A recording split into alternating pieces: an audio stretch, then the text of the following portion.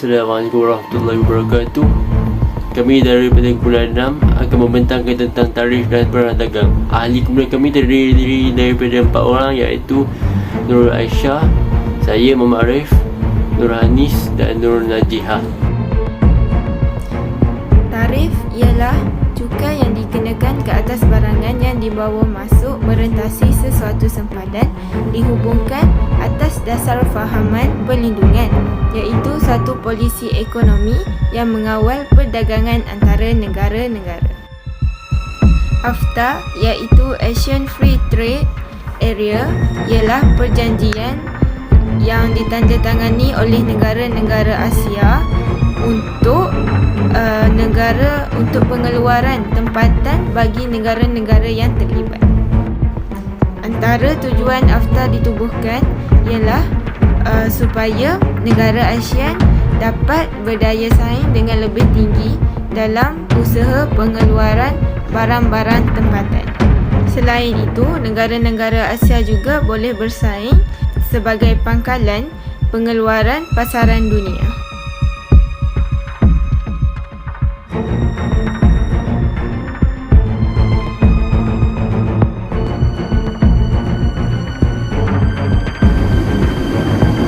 Apakah kepentingan tarif? Tarif menghasilkan hasil ke atas barangan dan perkhidmatan yang dibawa masuk ke negara ini. Tarif juga boleh berfungsi sebagai titik pembukaan untuk rundingan antara dua negara. Perjanjian umum mengenai tarif dan perdagangan GATT, Pertubuhan Perdagangan Dunia, WTO dan perjanjian perdagangan lain menggunakan peraturan tarif sebagai cara untuk membawa negara bersama-sama dalam menentukan dasar ekonomi. Tarif juga boleh menyokong matlamat politik negara dan membantu negara itu menstabilkan atau mengawal selia industrinya sendiri. Kerajaan boleh menetapkan cukai ke atas produk domestik yang selaras dengan tarif antarabangsa untuk menyamakan kedudukan. Tarif boleh membuat pasaran politik aman. Contoh utamanya ialah perdagangan pertanian yang tertakluk kepada tarif, kuota, dan hak import. Kebaikan dan keburukan tarif. Kebaikan yang pertama boleh mewujudkan lebih banyak pekerjaan domestik dalam industri tersebut. Apabila barangan dikenakan tarif, industri yang mengeluarkan barangan tersebut sering menyaksikan peningkatan dalam penciptaan pekerjaan.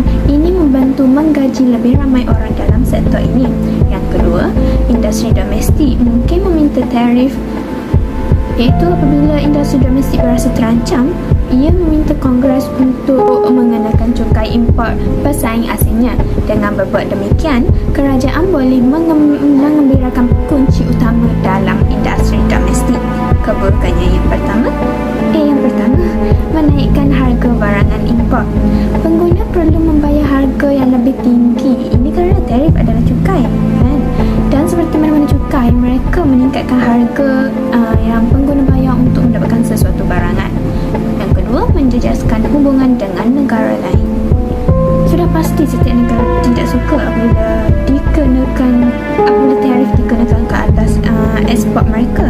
Jadi, hubungan antara negara sering merosot. Mereka sering bertindak balas dengan tarif mereka sendiri ke atas produk yang serupa, yang mana hal ini boleh menyebabkan perang perdagangan berlaku. Adakah perang dagangan baik atau buruk? Terdapat kebaikan dan keburukan perang perdagangan dan pelaksanaan halangan perdagangan. Dalam jangka pendek, ia boleh digunakan untuk melindungi industri domestik. Ini amat berguna dalam melindungi industri kecil atau sedang berkembang. Dasar perlindungan dalam hal ini boleh membantu industri ini yang tidak dapat bersaing dengan pengeluaran asing tetapi mungkin mempunyai potensi untuk menjadi penting kepada pengeluaran domestik pada masa hadapan. Dalam jangka pendek, dasar perlindungan juga boleh meningkatkan permintaan domestik, mengurangi defisit perdagangan dan meningkatkan pertumbuhan pekerjaan. Walau bagaimanapun, perang perdagangan dalam tempoh masa yang panjang dilihat sebagai negatif.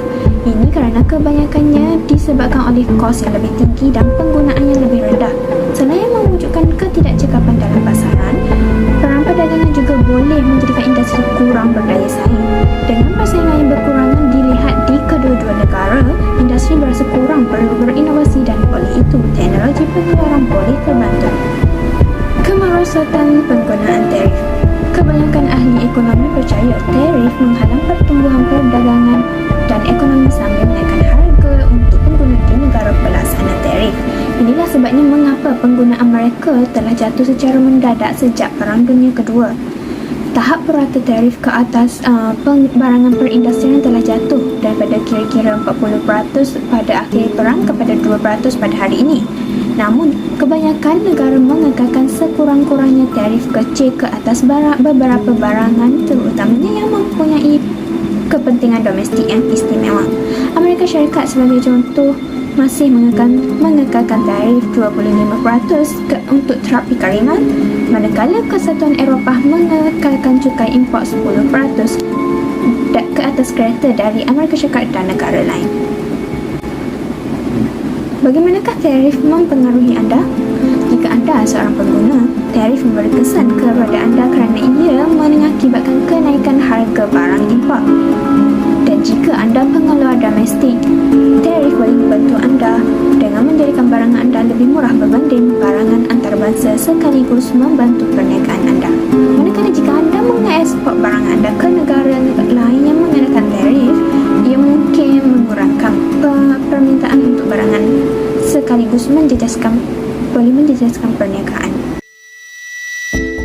Imbangan pembayaran merupakan satu rekod sistematik tentang jumlah penerimaan dan jumlah pembayaran kewangan sesebuah negara dengan negara lain dalam tempoh setahun. Kepentingan kajian imbangan pembayaran.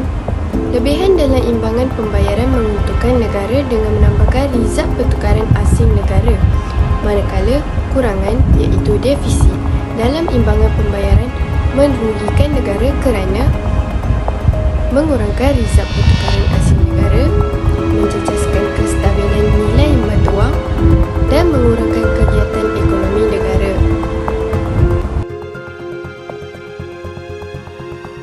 Matlamat pemimpin kerajaan menaikkan tarif rasional dan contoh. Matlamat menjaga kebajikan masyarakat dan meningkatkan kemakmuran negara. Punca utama kenaikan sara hidup adalah disumbangkan oleh beberapa tindakan dan polisi yang diterajui oleh kerajaan persekutuan seperti GST, kenaikan harga petrol diesel, kenaikan harga tamat LRT dan harga tol yang dinaikkan. Hasil yang dipungut daripada rakyat adalah untuk membantu negara agar menjadi negara yang lebih baik, seterusnya menjadi negara yang maju.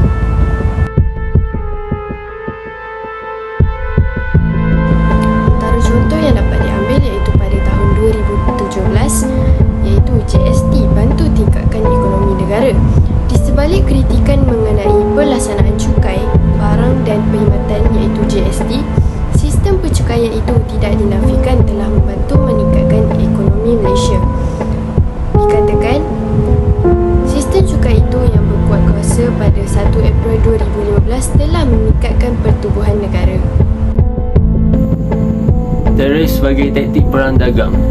Perang dagang ini merupakan antara isu-isu yang hangat yang berlaku di dunia pada masa kini. Perang dagang ini sebenarnya berpunca daripada dasar perlindungan yang dijalankan oleh sesebuah negara untuk melindungi pengeluaran tempatan. Perang dagang antara US dan China membuatkan masyarakat dunia mula mempersoalkan fungsi dan tanggungjawab The World Trade Organization ataupun lebih dikenali sebagai WTO. Kronologi perang dagang US-China. 15 Jun 2018, Presiden Donald Trump mengisytiharkan tarif kepada barangan import China bernilai 50 bilion. 15 Jun 2018 iaitu pada hari yang sama, negara China menyerang balas dengan menyasarkan tarif yang tinggi kepada barangan US seperti kacang soya, kenderaan elektrik dan sebagainya.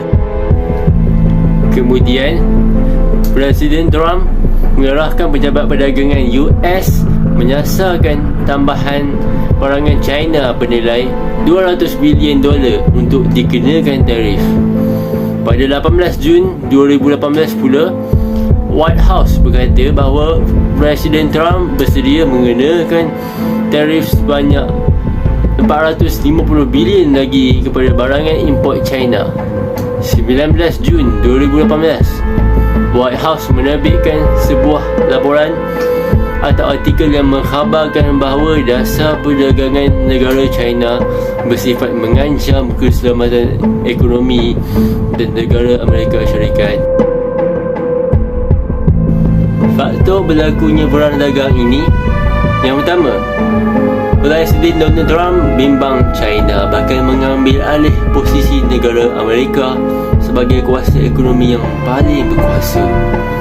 Yang kedua, negara Amerika menganggap China memiliki tipu muslihat yang tersendiri yang membolehkan China mengambil keuntungan yang lebih besar berbanding Amerika Syarikat.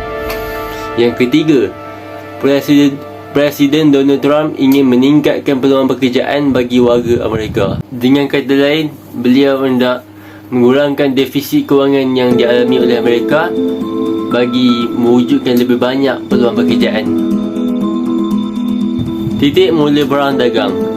Perang dagang US dan China ini bermula sejak tahun 2018. Ianya bermula apabila kedua-dua negara, iaitu US dan China, mula menjalankan dasar perlindungan untuk menghalang kemasukan barangan import pihak lawan. Apabila Donald Trump memulakan langkah dengan mengenakan tarif yang tinggi, China mula membalas dengan kaedah yang sama. Negara Amerika dan China masing-masing mengancam untuk mengetengahkan hal ini di dalam Organisasi Perdagangan Dunia ataupun WTO. Setelah Donald Trump dinaikkan sebagai presiden, beliau telah bertekad untuk menjalankan segala manifesto yang telah dibuat sebelum ini, iaitu bersikap lebih tegas terhadap negara China. Beliau berniat menjalankan pelbagai langkah sekatan dan perlindungan ekonomi dan mengurangkan defisit imbangan pembayaran negara AS. Robert Lighthizer, penasihat Presiden Donald Trump dalam bidang perdagangan, menyifatkan bahawa tradisi ataupun amalan perdagangan China berpotensi tidak adil. Pernyataan ini dibuat kerana China dikatakan telah mencuri harta internet dengan cara menggodam jaringan komputer AS hingga mengakibatkan negara Amerika rugi berbilion dolar. Selain itu, negara Amerika juga mempunyai bukti bahawa China telah memaksa syarikat Amerika, iaitu syarikat AS, melepaskan kekayaan harta internet dengan cara memberikan tekanan kepada syarikat antarabangsa Amerika untuk memindahkan teknologi kepada China melalui kaedah mewajibkan syarikat-syarikat tersebut mengadakan perkongsian teknologi dan pengetahuan bersama syarikat tempatan di China. Hal ini perlu dilakukan demi membolehkan syarikat Amerika memasuki pasaran China.